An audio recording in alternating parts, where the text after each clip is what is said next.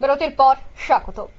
আগামী 12 মে অনুষ্ঠিত হচ্ছে খোয়াইয়ে সাংস্কৃতিক সংগঠন বাণী কলা কেন্দ্র আয়োজিত সপ্তম বার্ষিক হাসির অনুষ্ঠান হাসির মাঝে হাসি।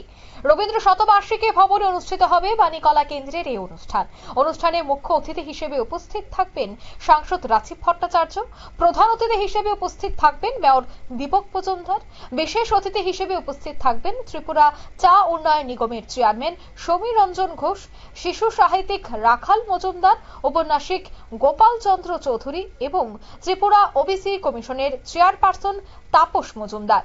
সকল অংশের মানুষকে উপস্থিত রেখেই এই অনুষ্ঠানটি শুরু হচ্ছে, তাই সকল অংশের মানুষের উপস্থিতি থেকে অনুষ্ঠান উপভোগের আহ্বান জানালেন খোয়াইয়ের বাণী কলা কেন্দ্রের অধ্যক্ষা ভাস্বতী মজুমদার।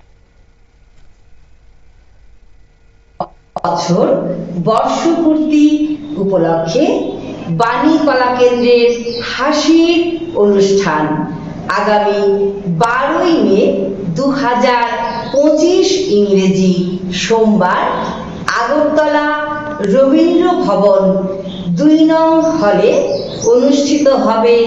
বাণী কলা কেন্দ্র আয়োজিত সুস্থ দেহ ও মনের লক্ষ্যে দমফাটা হাসির অনুষ্ঠান হাসির মাঝে হাসি সন্ধ্যা ঠিক 6টায় শুরু হবে হাসির অনুষ্ঠান।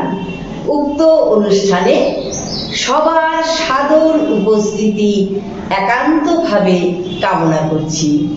আপনাদের সবার আপনারা শুনলেন তাদের বক্তব্য।